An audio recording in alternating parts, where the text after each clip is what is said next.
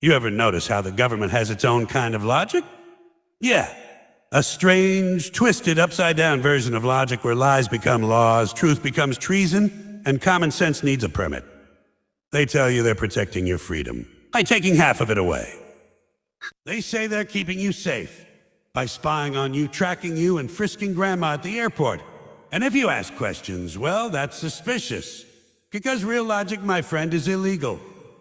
They got rules for everything. What you can say, what you can't say, when you can protest, how loud you can be when you're angry. But when they screw up, oops, national security! Yeah, government logic. When they make mistakes, it's classified. When you make mistakes, it's felony. You ever fill out a government form? You need a lawyer, a translator, and a stiff drink just to understand what a Section 8 subparagraph CAE even means. These people write 1,000-page laws and call it transparency.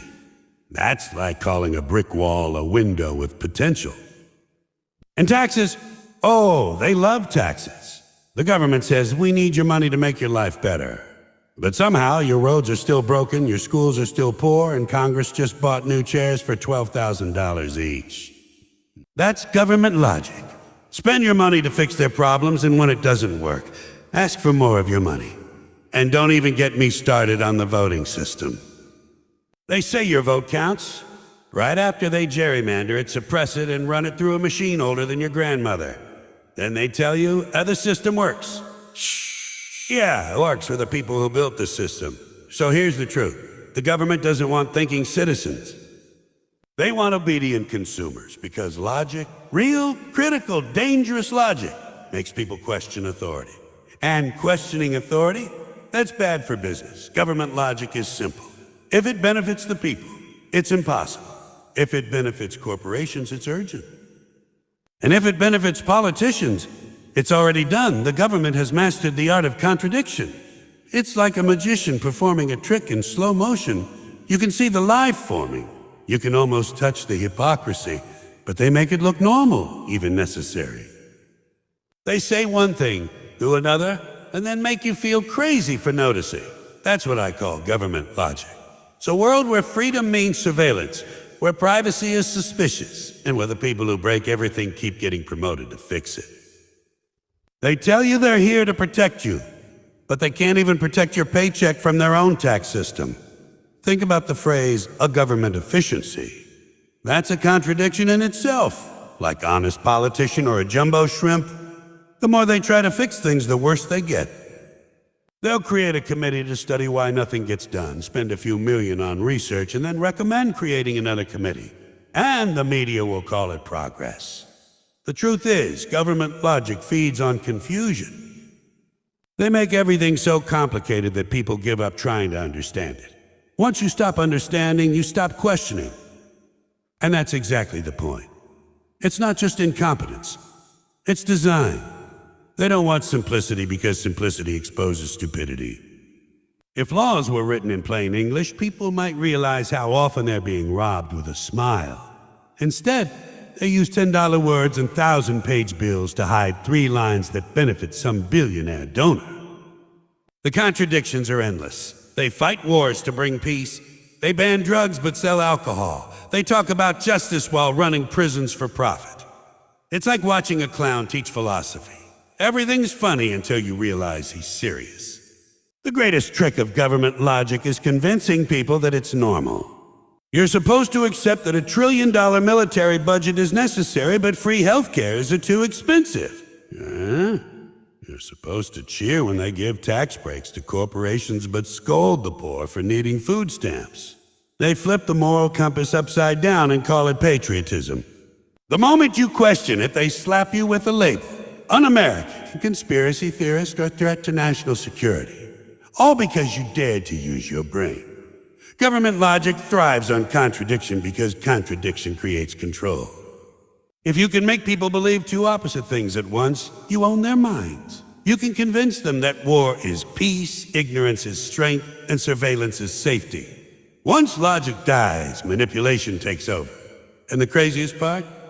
Most people go along with it because it's easier than facing the truth. The system keeps you busy, distracted, and divided.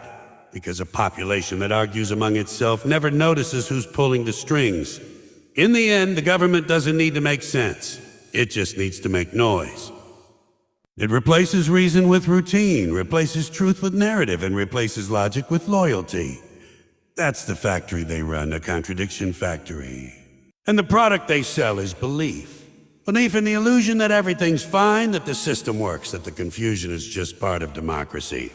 It's not. It's the design that the truth has always been dangerous because it doesn't serve power. It threatens it. Governments don't fear bombs or protests as much as they fear awareness.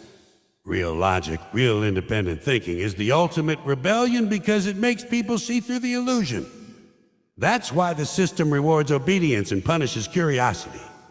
They don't want citizens with questions. They want taxpayers with good behavior. When you obey without understanding, you're easy to manage. When you think for yourself, you're unpredictable.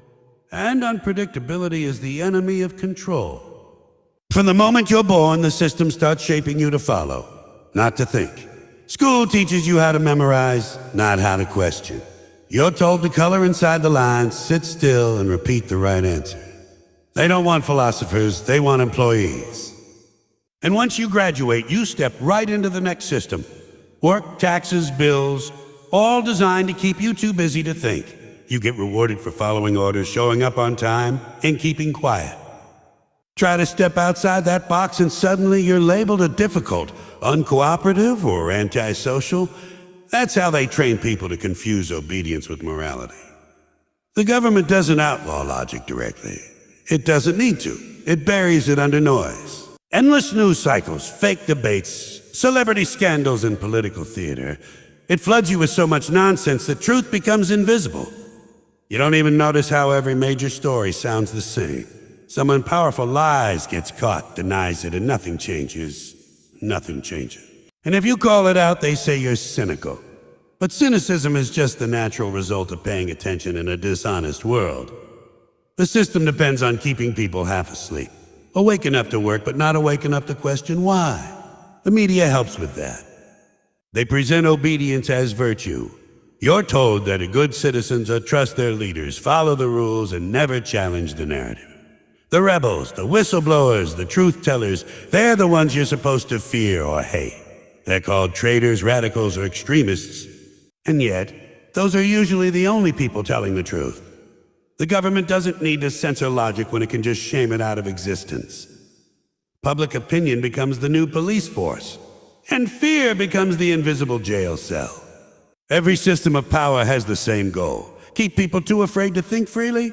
That's why every act of obedience is rewarded. Obey the law, you get peace. Pay your taxes, you get security. Vote every few years, you get the illusion of choice. It's all about comfort over consciousness.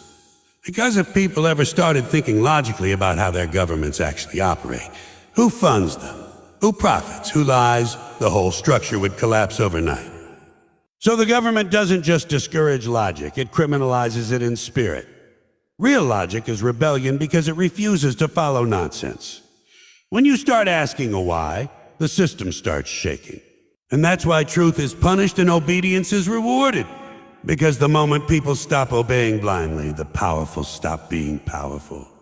The illusion of choice is the greatest trick the system ever pulled. They let you believe you're free, that you have power, that your opinion matters. But every option they give you leads back to the same place. It's like picking a seat on a bus that's already driving off a cliff. They hand you two political parties, two candidates, two brands of the same nonsense and tell you it's democracy. They keep the packaging different so you feel like you're choosing, but the ingredients never change.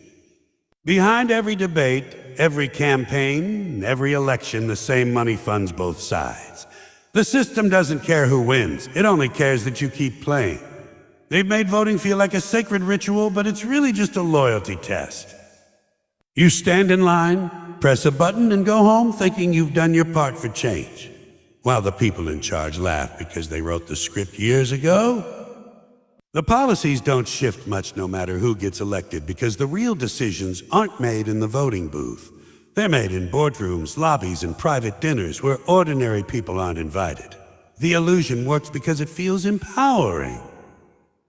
You get to argue about politics, pick a side, wave a flag, and feel righteous, all while nothing fundamentally changes. The media helps keep that illusion alive. They divide people into teams. Red versus blue, left vs right, conservative versus liberal. They make politics look like a sport, so you'll cheer instead of think. You get caught up in the drama, the scandals, the speeches, the sound bites. But it's all theater. The real show is happening behind the curtain, where laws are written by the same corporations that fund the commercials in between news segments. You're not supposed to notice that the same advertisers sponsor both sides. They don't care who you vote for, as long as you keep buying what they're selling: products, politicians, and propaganda. Even beyond politics, the illusion of choice runs deep. They tell you to chase the American dream, but they don't mention that it's financed by debt. They say you can choose your own path, but every path is paved with the same tolls: taxes, bills, rules, and fines. You can pick your job, but not your working condition. You can pick your house, but not your interest rate. You can pick your news source, but every story leads back to the same handful of corporations that own the networks. It's not freedom, it's a maze. A well-decorated, entertaining maze built to make you forget there's no real exit. People feel powerful when they choose, even if the choice means nothing. That's the genius of the illusion. As long as you think you're in control, you'll never demand real control. They've turned democracy into a vending machine. You push a button, a different face pops out, and you call it change. But the machine never changes.